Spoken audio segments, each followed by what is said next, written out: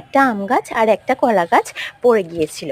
তো কলা গাছটা তো তুলে নেওয়া হয়েছে, কিন্তু আম গাছটাকে তুলে ভালো করে ভালোভাবে একটা সাপোর্ট দিয়ে বেঁধে দেওয়া হচ্ছে, যাতে না আর পড়ে যায় ওটা। আর ছোট ছোট সুন্দর সুন্দর কলা গাছ বেরিয়েছে, খুব ছোট ছোট কলা গাছগুলো। এই ছোট ছোট কলা গাছগুলো আমার দেখতে খুব ভালো লাগে। আর তার সঙ্গে এগুলো নাকি যেমন আমরা আম নুন ঝাল দিয়ে মেখে খাই কাঁচা আম, তেমন করে এই কলা গাছগুলোও নাকি থেঁতো করে নুন ঝাল দিয়ে মেখে খাওয়া যায়।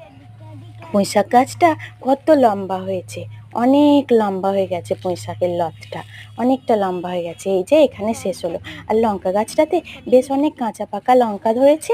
আমি এখন পাকা লঙ্কাগুলোকে তুলে নেব, আর কাঁচাগুলো তুলবো না, কারণ এগুলো ছোট ছোট হয়ে আছে।